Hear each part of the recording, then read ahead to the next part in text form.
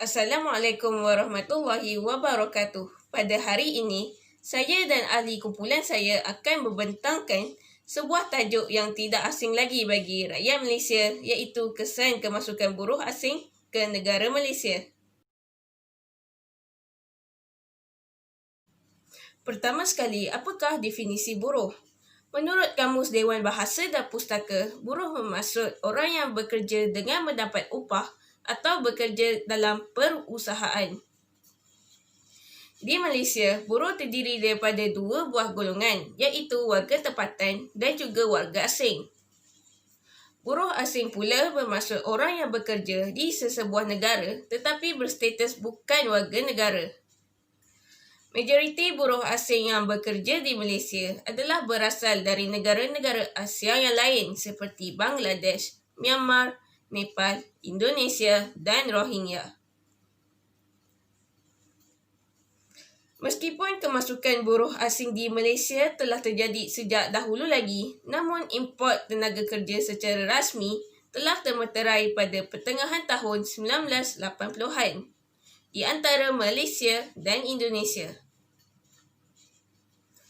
Walaupun pepatah Melayu ada mengatakan hujan emas di negeri orang, hujan batu di negeri sendiri lebih baik di negeri sendiri, tetapi ia tidak sesuai digunakan bagi menggambarkan status buruh asing di Malaysia. Buktinya, banjiran buruh asing di ibu kota menggambarkan jumlah golongan yang berstatus bukan warga negara ini semakin ramai berhijrah ke Malaysia. Walaupun tujuan asal kemasukan buruh asing ke negara Malaysia adalah bagi mengisi kekurangan tenaga kerja di beberapa sektor, namun jumlahnya semakin bertambah hari demi hari. Sehingga Jun 2019 sahaja, lebih 2 juta bilangan pekerja asing telah direkodkan oleh Kementerian Dalam Negeri. Sektor ekonomi yang diceburi oleh majoriti buruh asing adalah perkilangan, pembinaan dan perladangan. Lazimnya, peningkatan jumlah buruh asing di Malaysia adalah disebabkan oleh beberapa faktor. Oleh sebab itu juga, Malaysia turut mendapat kesan yang positif dan negatif. Assalamualaikum Ustazah, nama saya Aina Najihah binti Muhammad Najib. Pada hari ini saya akan membentangkan objektif kajian kami. Terdapat 2 objektif kajian kami, iaitu yang pertama adalah mengenal pasti faktor-faktor kedatangan buruh asing ke Malaysia, dan yang seterusnya adalah mengenal pasti kesan positif dan negatif kemasukan buruh asing ke Malaysia.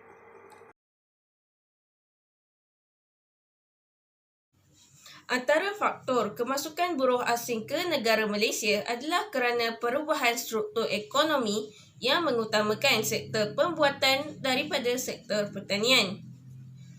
Oleh sebab perubahan itu, munculnya 2 bahagian dalam pasaran buruh, iaitu buruh primer dan buruh sekunder. Secara ringkasnya, buruh primer adalah khusus di dalam sektor pembuatan yang bercirikan pekerjaan yang stabil, gaji yang tinggi, suasana kerja yang menyenangkan dan mempunyai banyak kemudahan. Namun buruh sekunder pula adalah sebaliknya, di mana ciri-ciri buruh sekunder adalah pekerjaan yang tak menentu, upah yang rendah, suasana kerja yang tidak menyenangkan dan kerja yang berisiko. Buruh sekunder ini adalah lebih tertumpu kepada sektor pertanian. Oleh sebab itu, kebanyakan warga tempatan lebih gemar untuk menjadi buruh primer kerana boleh hidup bersenang lenang.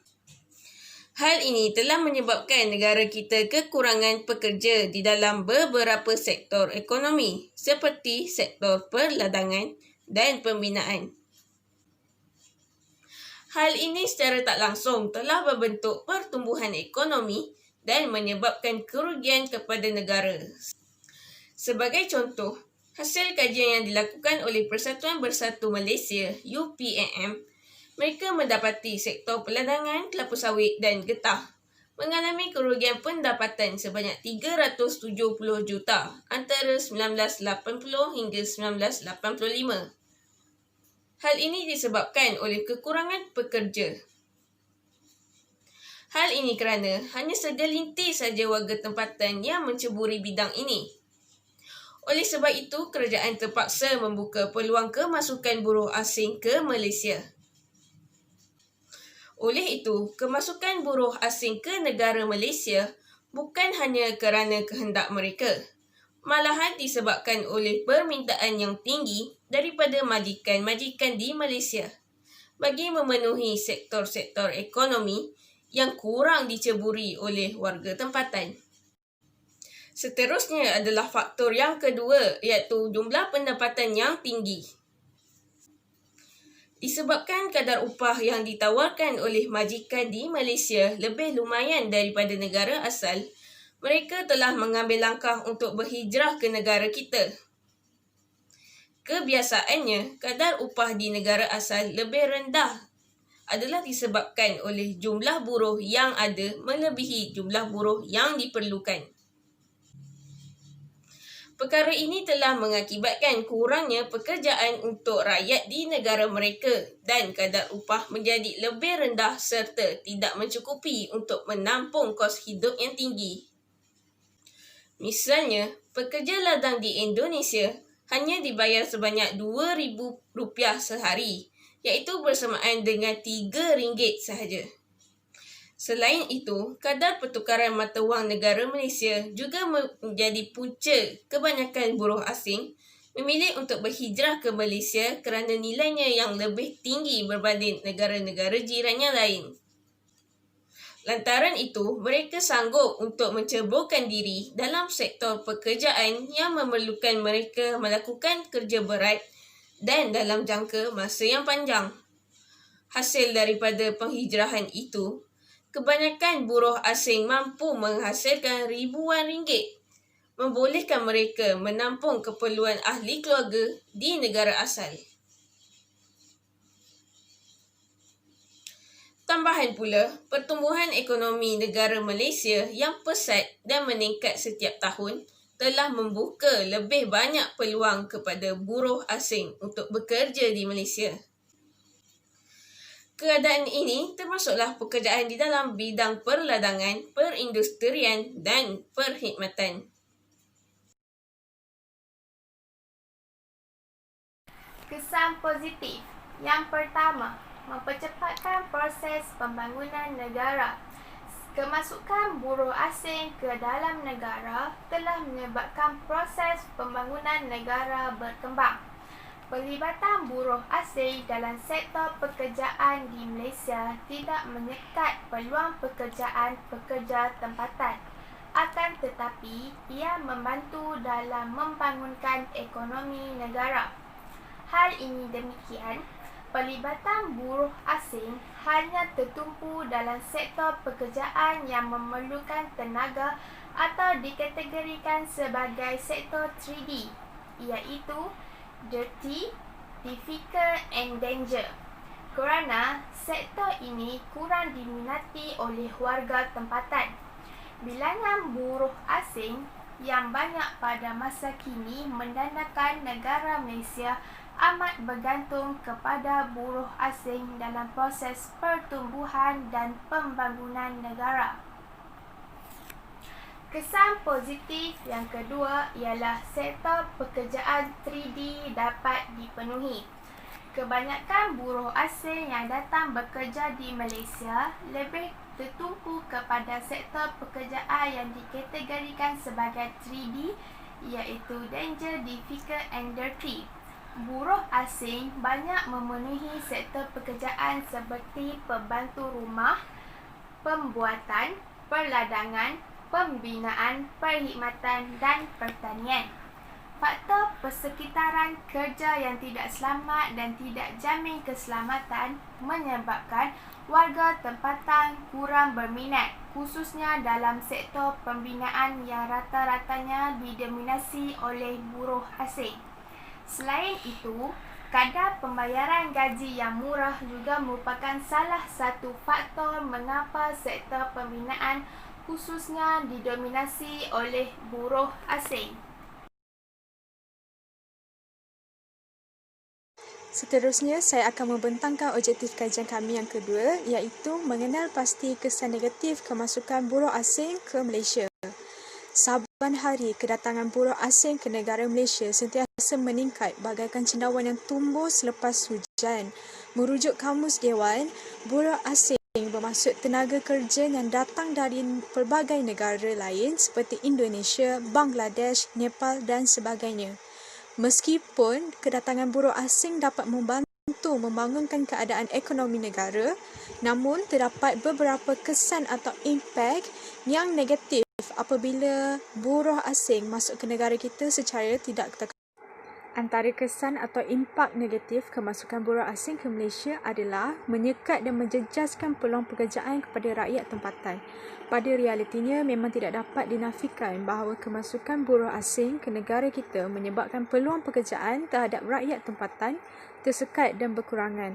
Kerana sikap majikan di negara ini yang gemar dan tertarik untuk mengupah buruh asing disebabkan oleh kadar upah atau penggajian kepada buruh asing jauh lebih murah berbanding mengupah para pekerja rakyat tempatan.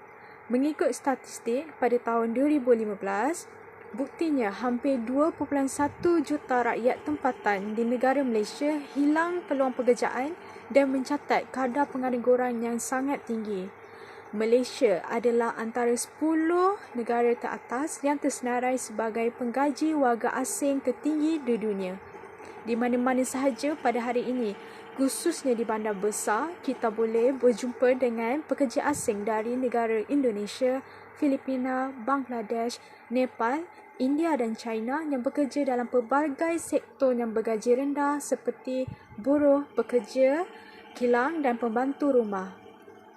Hal ini menunjukkan jelaslah bahawa kehadiran pekerja asing atau buruh asing akan menyebabkan kurangnya peluang pekerjaan kepada penduduk tempatan.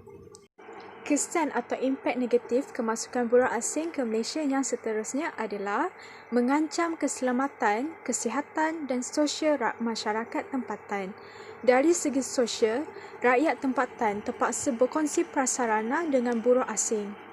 Hal ini akan menyebabkan ketidakselesaan rakyat tempatan untuk berkongsi kemudahan infrastruktur dan prasarana yang telah disediakan oleh pihak kerajaan yang dibina untuk digunakan dan dinikmati oleh terutamanya kepada rakyat tempatan.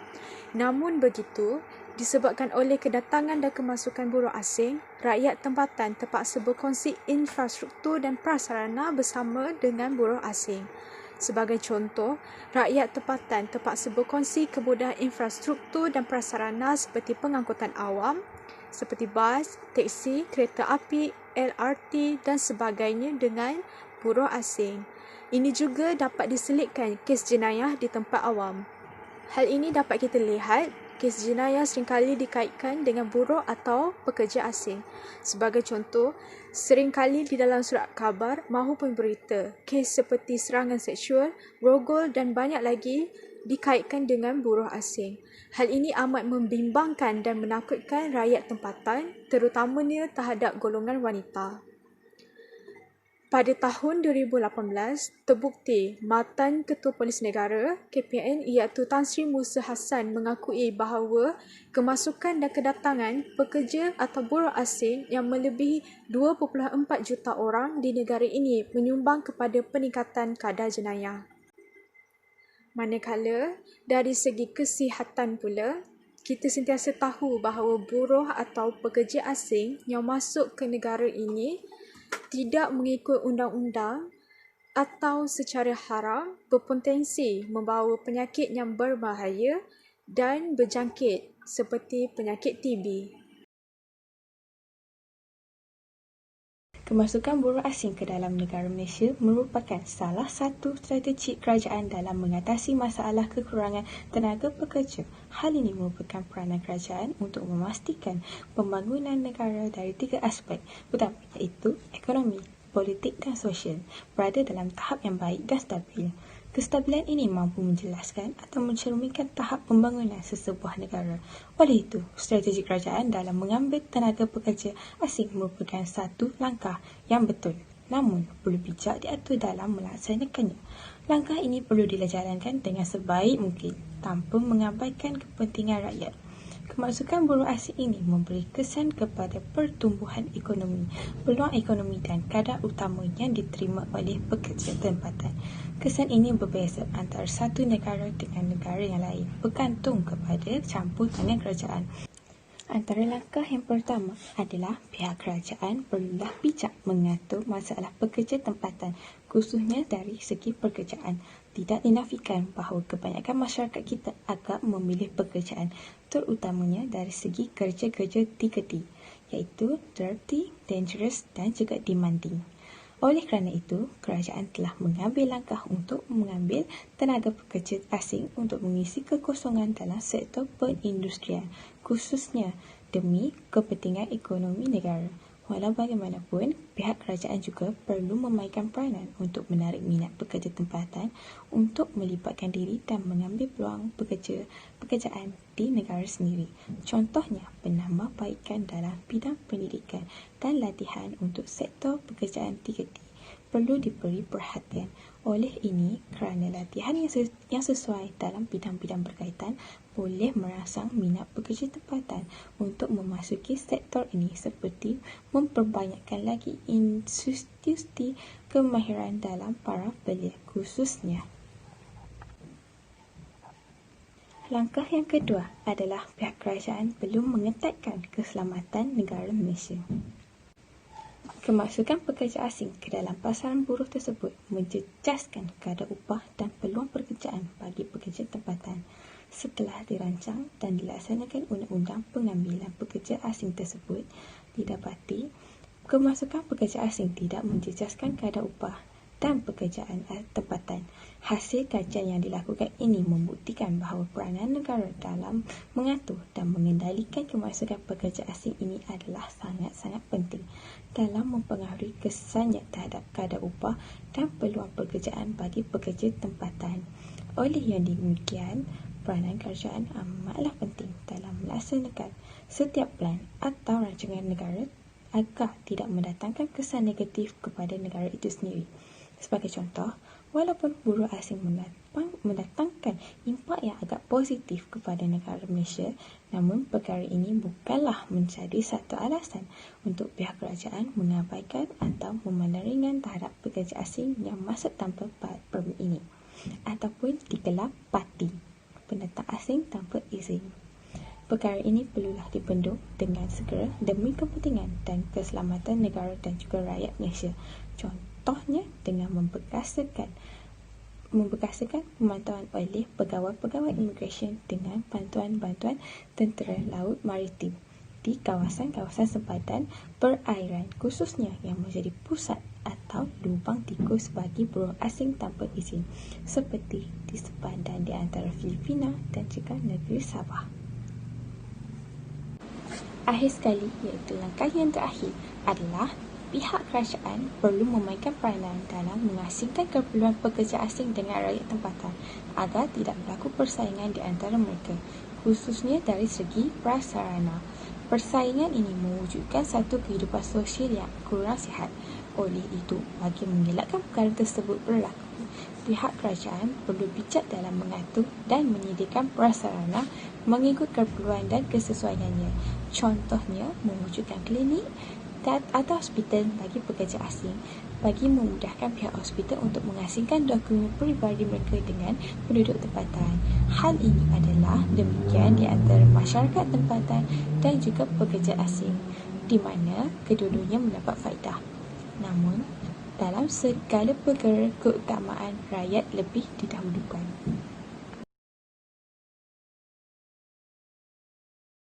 Kesimpulan, Malaysia merupakan salah sebuah negara yang kian pesat membangun dalam mencapai status negara maju menjelang tahun 2020. Perkembangan dan pertumbuhan ekonomi yang pesat membolehkan negara Malaysia berada pada landasan tepat untuk mencapai negara maju berpendapatan tinggi. Namun, dalam proses untuk mencapai negara maju, terdapat pelbagai halangan dan cabaran yang harus ditempuhi negara untuk mencapai negara maju.